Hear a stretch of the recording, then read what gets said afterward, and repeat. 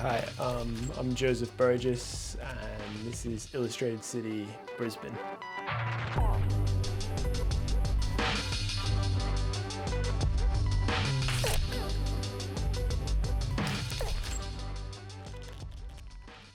This is KEP. This is the warehouse that we've got. We kind of had a little bit of a play with the water tower because it's like, you know, in those old cartoons like that when they had Acme on everything.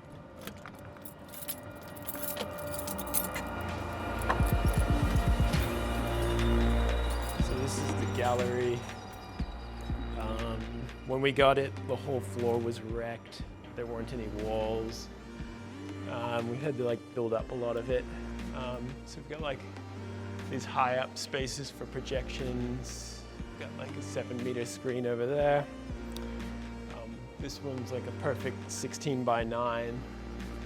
So, you know, you can fit a nice projection on there. Normally it's not this chaotic, but we're doing some building. Got the modular.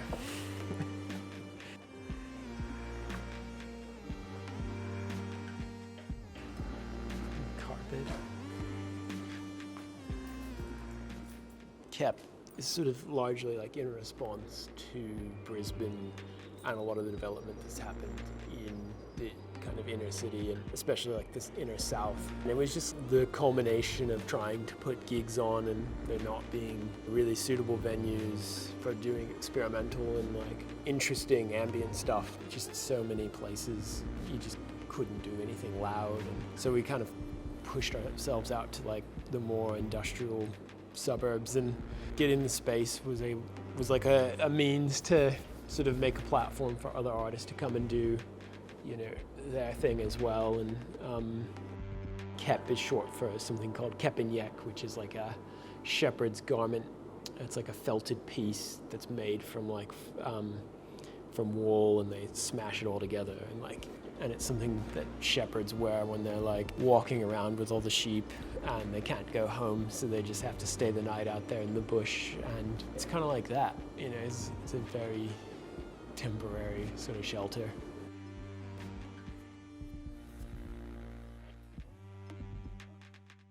Yeah, this is the imaging studio. So we've got a light rack, and then yeah, we're building a big sort of 5.5, 6-meter wall here for portraits. I'll show you at the back. So this is my studio. Yeah, coming in here is pretty claustrophobic. In the studio, I'm generally mostly focused on audio work, and I also do some animation in here with that downshooter camera.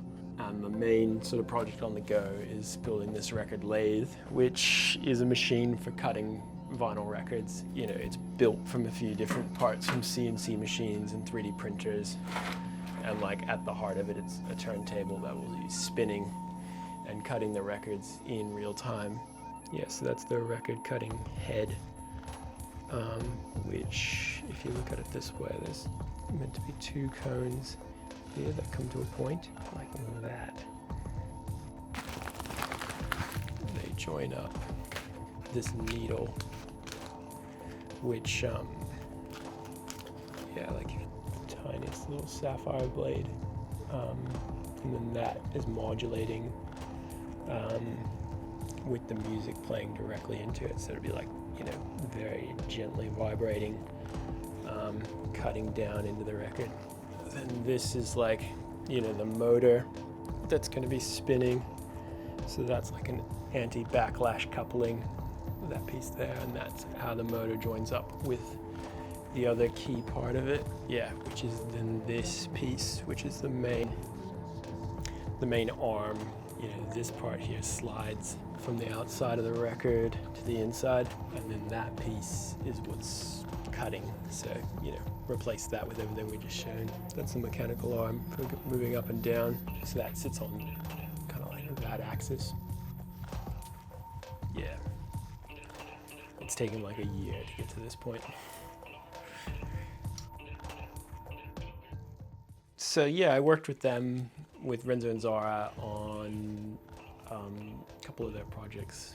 One of the main ones is Ephemeral, which was shown at Vivid in 2020. A key part of the project was working together to make like this whole experience together, like the installation with a bit of lighting and this musical piece. And it's one of the first times that I've like really fleshed out a piece and gone a bit longer for like, you know, it's like a 15-minute track.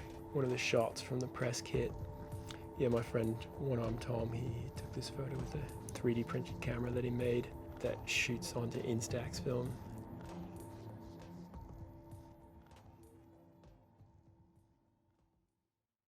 So we're just like across the street from the studio. This is Plant Empire. It's a plant shop and really chill cafe. Yeah.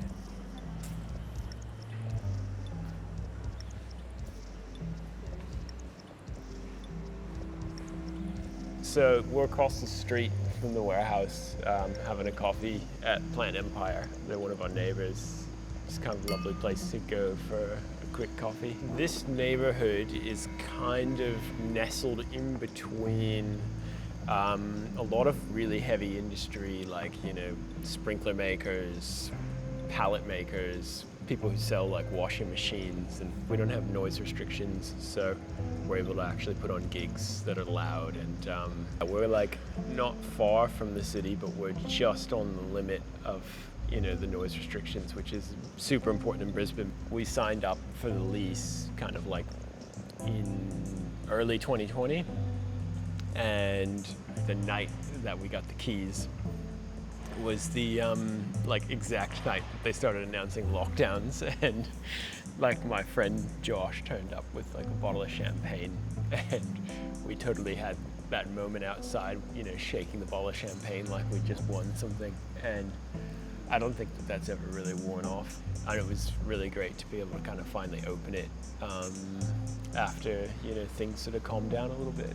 24 exhibitions and a bunch of live gigs, jazz gigs, a couple of drone fests, and, you know, just sort of went for it for the first 3 years. And now we're sort of coming up on the 4th year and making a little bit more like directed programming, like where we're sort of bringing in, you know, panel discussions and like color conferences with jazz gigs and trying to like bring two really separate things together.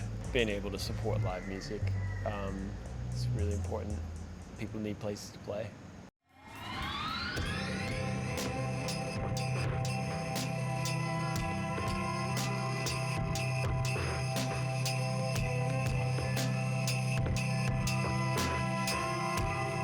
Salik's studio, big intro. She's my partner. Pretty easy to be totally in love with what she does because she makes these really nice ceramic works and they're really fun. Some of them are kind of musical. She does all the glazes and stuff too. It's really, really like intricately made. It looks like Walter White, sort of like Breaking Bad kind of stuff when she's doing it. Bags of white powders and she mixes it all up. But, you know, she's a scientist, so she knows what she's doing. Bit of stuff on the wheel, and then also she does some hand building. Really fine work. The two of us, we run this space together, so it's really nice for us both to be able to kind of like make our work and also make a place where other people can come and make art. Okay, cool. So we started at KEP, and yeah, then I'll show you a little bit of like my version of Brisbane.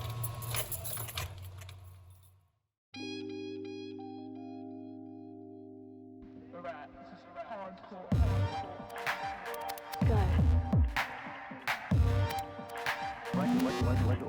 Go. I see my email. This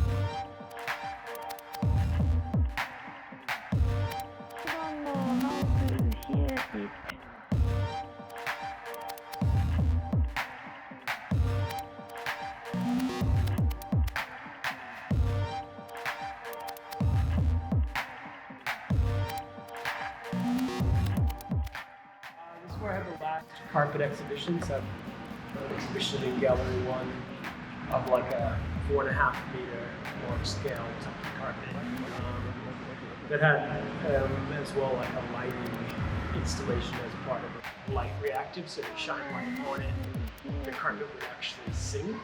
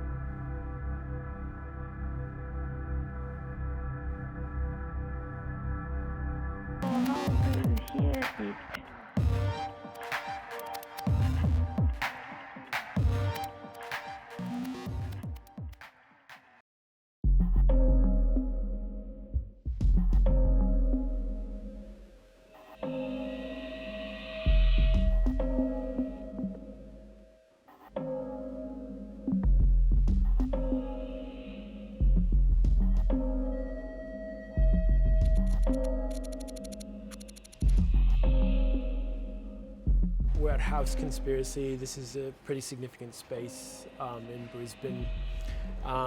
It's pinned in between all of this development, and yeah, it's really special to me because it's one of the first art spaces that I showed at when I got to Brisbane 6 years ago, and I later jumped on the board and helped run the space for a few years. And one of the things that I did while I was here was kind of help build up the space. We're in the dark room. This is one of the first things that I did when I was on the board, and it's like we set up this space so you could develop film in here and also do some prints. Yeah, it was a kind of cool project because we did it with absolutely no money, and we decked the place out with, like, you know, this medium format, full color enlarger. This other sweet 35mm enlarger. Yeah, and we had like all the tables set up so you could be like, you know, developing your photos. Did it with my good friend Thomas Oliver, who is one of the people that we originally started KEP with. It's a significant spot for me because it's kind of like the first time I had a chance to like make something that other people could use a bit. It's like a sort of resource that I think is becoming more and more scarce and has a lot of precedent in the way that we use you know, computers and cameras to make imagery. And I think that learning this side of things really is critical for them being able to like think about how images are made and how physically, you know, they would have had to, you know, obey all these different constraints of like the materials that they were made from. Yeah, you can lose a lot of hours in here.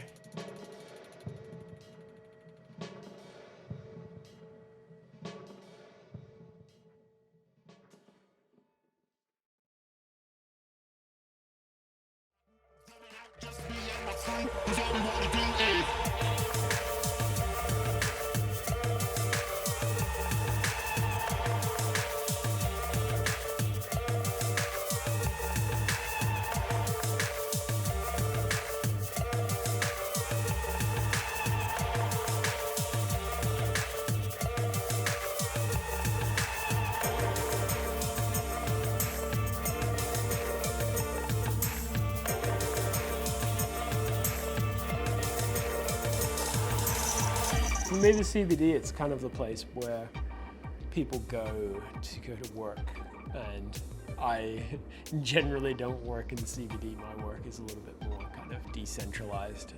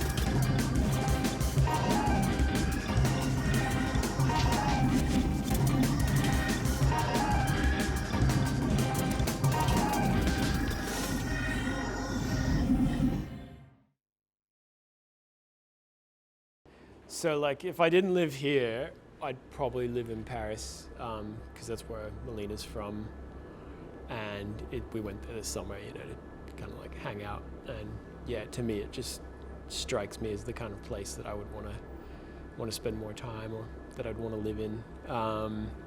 Obviously, you know, the arts are really strong in Paris. The music scene's just phenomenal. Like while we were there was Negi Negi Festival, and we got like backstage tickets to Lollapalooza.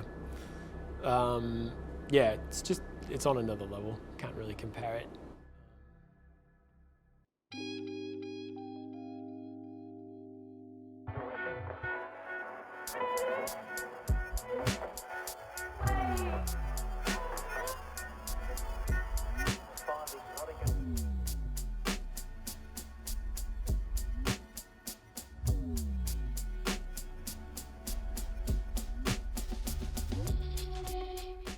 This is like one of the projects that for me is really special. It's kind of a funny one because I thought I would come to Australia for like 1 year and, you know, make this documentary about extinct giant animals, and here I am 10 years later, and doco is still not done, but it was a really beautiful project, and I think, you know, a lot of sort of the art that I make kind of comes back to a lot of the same ideas. And it was like a big animation sort of project. Like a lot of the focus was on like trying to make puppets of these extinct animals, and doing like motion studies of like the living analogues. And a lot of the animals move, you know, in really funny ways because the Australian animals are really different. Like the kangaroos, you know, they have like this extra like jumping sort of locomotion, all these intricate ways that they kind of stand on their feet and use their tail to kind of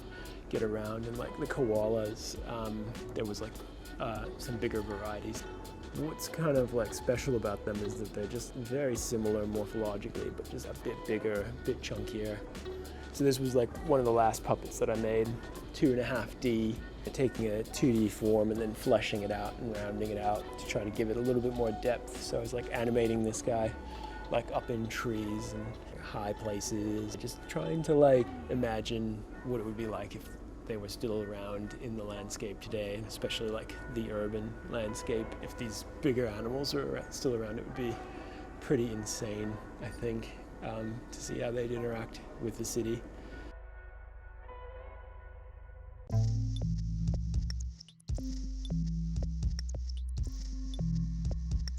Carpet making for me, it's like a bit of an extension of painting, and sort of bridging between a few different mediums that I'm sort of interested in. Kind of, I don't know, for a few years I was making jumpers and hats and stuff like that, and doing a lot of work on the sewing machine, and using the sewing machine to actually like paint and like layering, you know, stacks of thread on top of each other to make like little patches and sort of jumpers and things like that. And then like when I saw the tufting gun, it was sort of this thing that was just like, you know, shooting this like large chunks of media, you know, all at once. And that really appealed to me because it's like, I think, you know, when I was always painting, I would use palette knives and a lot of techniques to, you know, mix a few things at once to then, you know, apply them. Yeah, and I thought tufting would kind of be a way to like articulate some visual work that's static, and yeah, it's sort of taken off. Like I had a bunch of exhibitions last year with it.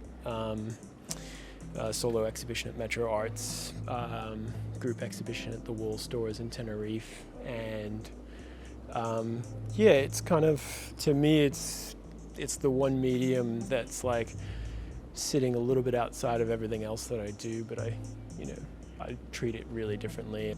When I make a carpet, you know, I'm thinking about like what that image means and like what it kind of represents, and also kind of like how it'll be interpreted. Confronting images, you know, translated into soft medium.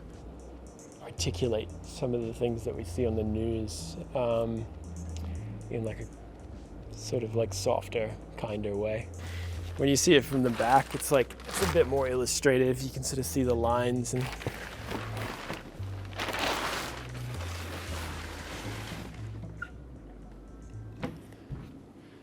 yeah, cool. Maybe I'll pull it out. up over there.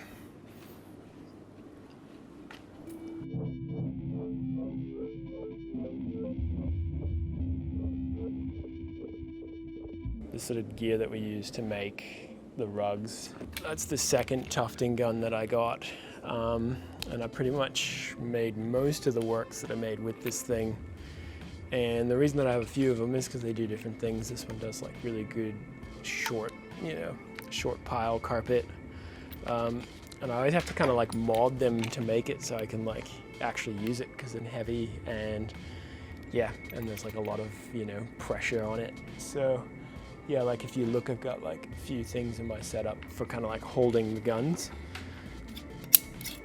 Dressmaker scissors for trimming, the hand tufting guns, so you kind of like, use it that way. This was a gift from my friend Ben from Tough City. This is like a little micro version. This one does really tight, short carpet. I use that one a lot for like kind of really fine detailed sort of stuff when you only need to kind of fill a few pixels.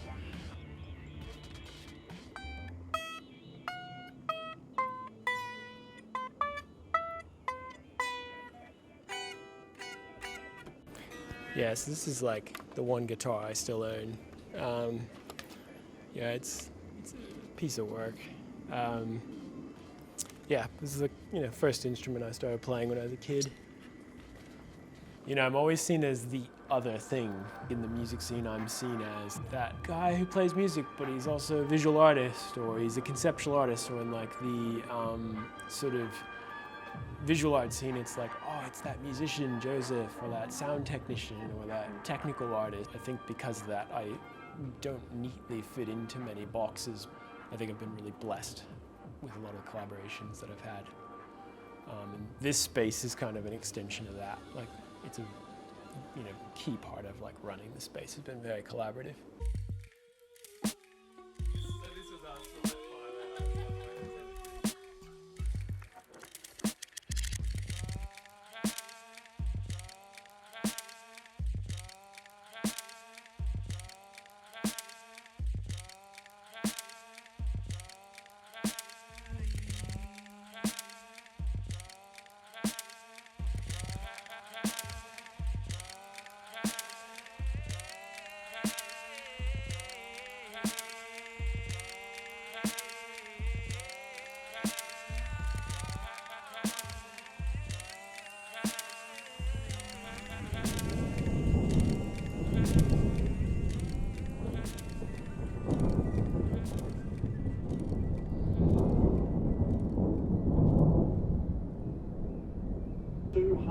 Lightning strikes are reported last night from that region down to the border. By 6 a.m, the SES had received 64 calls for assistance across Moreton Bay and Brisbane, mostly for downed trees.